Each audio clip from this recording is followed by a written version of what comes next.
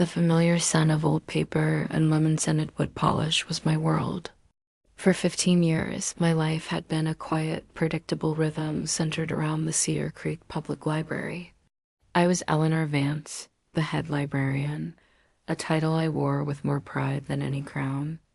My days were measured in the soft shush of turning pages, the gentle hum of the computer scanners, and the quiet satisfaction of placing the perfect book into the right pair of eager hands.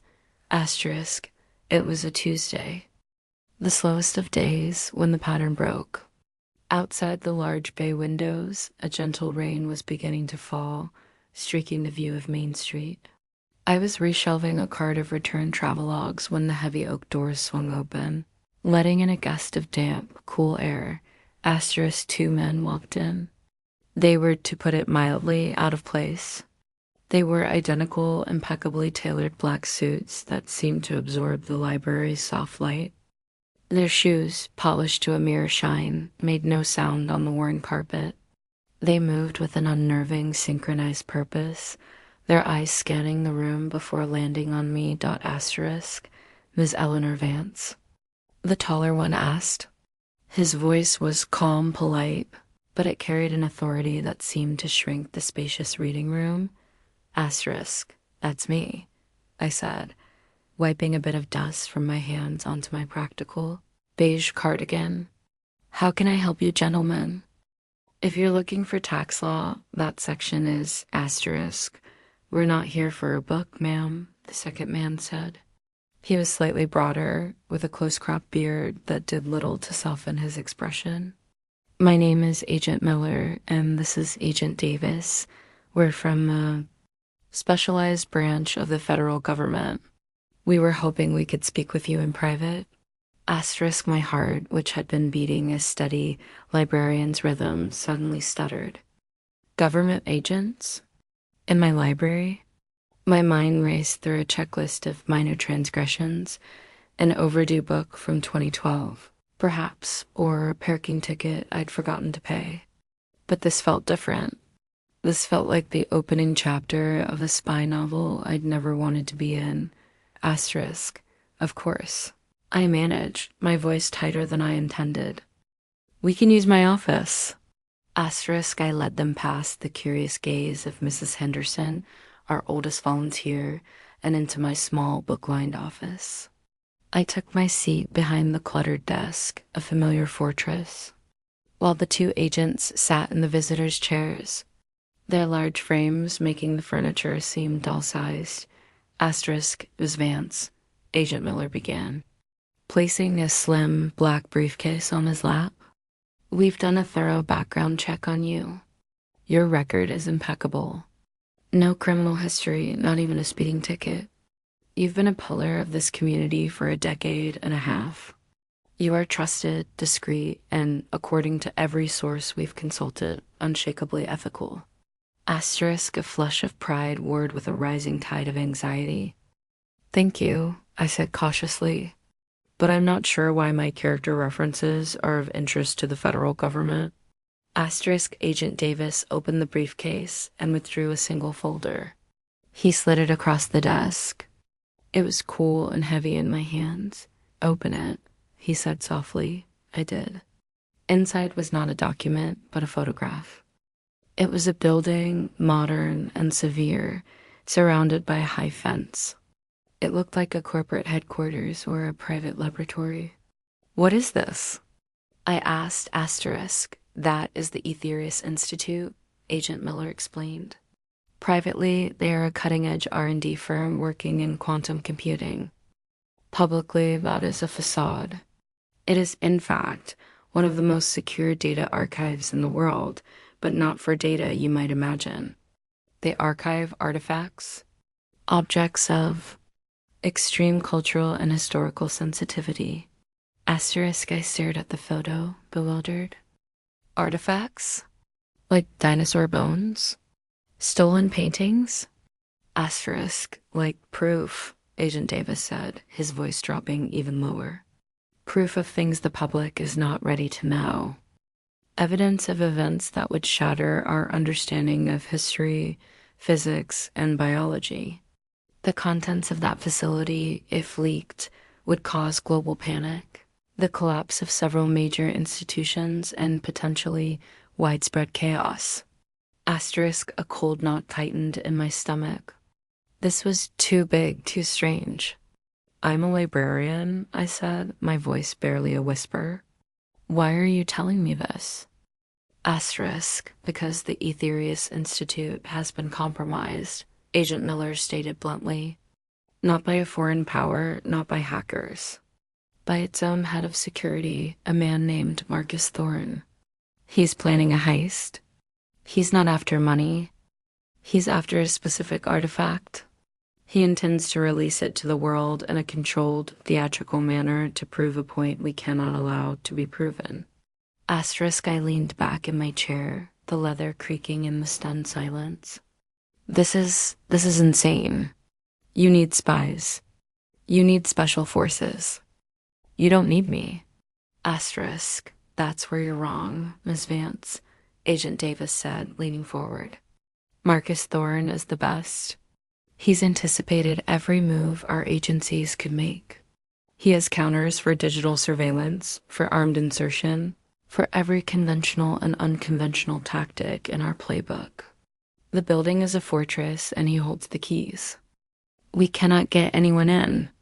But he has one weakness, a pattern we've identified in his psychological profile. Asterisk, and what is that? I asked, my mouth dry. Asterisk, he is a creature of habit and intellect. For the last 7 years, every Tuesday afternoon, without fail, he has visited a public library. A different one each week. He reads, he thinks. It's how he decompresses, how he steps out of his world and into another. This Tuesday, in 3 days' time, his pattern indicates he will be here. At the Cedar Creek Public Library, asterisk, the world seemed to tilt on its axis. The rain outside was falling harder now, drumming a frantic rhythm against the window pane. They were asking me to, what, spy on a patron? Asterisk, our request is simple, but its success relies entirely on you, Agent Miller said, his gaze intense. We need you to be yourself. Be the librarian.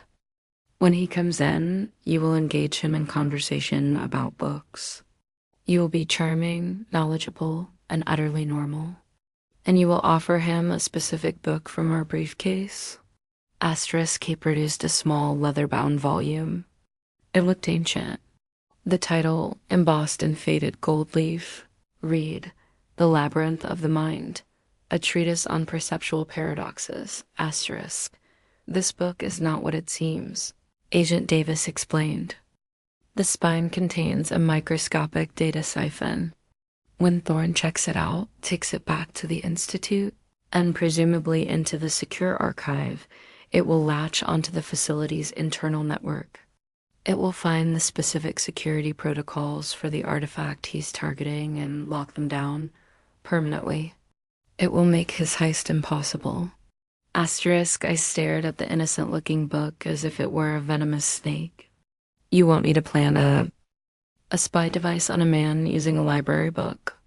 Asterisk, we are asking you to help us prevent a global catastrophe, Agent Miller corrected, his tone leaving no room for argument. There is no one else who can do this. He will suspect a new staff member, a pretty woman who seems too interested, anyone who is out of place. But he will not suspect you, Eleanor. You are the library. You are part of the scenery. To him, you are part of the sanctuary. Asterisk, the weight of their request settled over me, heavy and suffocating. This was a violation of every principle I held dear. The library was a sacred, neutral space. It was about trust, about providing access to information, not using it as a weapon in some shadow war. I thought of the patrons I served, the children in the story corner, the students studying for exams, the elderly finding companionship in words. Was I supposed to betray that sanctity? Asterisk, but then I thought of their words. Global panic. Widespread chaos. Was my ethical purity worth that risk? Asterisk. I need to think. ICEMMERED. There's no time, Agent Davis said, though not unkindly. The heist is scheduled for this weekend. This is our only window. I looked from one agent to the other, then down at the book and then at 2:17 p.m. He walked in. Marcus Thorne was taller in person, and he moved with a predator's grace that was at odds with the gentle surroundings. He wore a dark, expensive-looking sweater and jeans. He didn't look at anyone, his focus immediately going to the nonfiction section. Exactly as the agents had predicted, my mouth went dry. This was it. I picked up the doctored book, my hands trembling slightly. I willed them to be still. Be Eleanor. Be the librarian. I walked out from behind the circulation desk and made my way to the philosophy aisle. I could feel the agents parked in a van somewhere nearby. Listening through the tiny receiver they'd pinned inside my cardigan, I found him standing exactly where I knew he would be, his fingers tracing the spines in the 100 section. I took a steadying breath. It's a good collection, but it lacks depth in the pre-Socratics, I said, my voice thankfully steady. He turned. His eyes was startlingly clear, gray narrowing slightly. He was assessing me, and I felt utterly transparent. You've read the pre-Socratics? He asked, his voice a low baritone. A good librarian is a curious generalist, I replied, offering a small smile. It's the curse of the profession. We know a little about a lot, but not a lot about anything. A ghost of a smile touched his lips. A refreshingly honest admission. We talked. It was the strangest, most intense conversation of my life. We discussed Heraclitus and the nature of change. We debated the Stoic view of fate.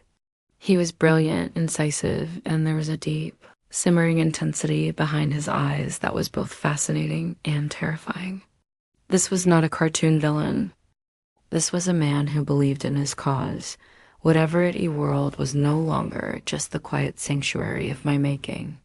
It was wider, darker, and more complex. Sometimes, in the quiet of the afternoon, I find myself looking at the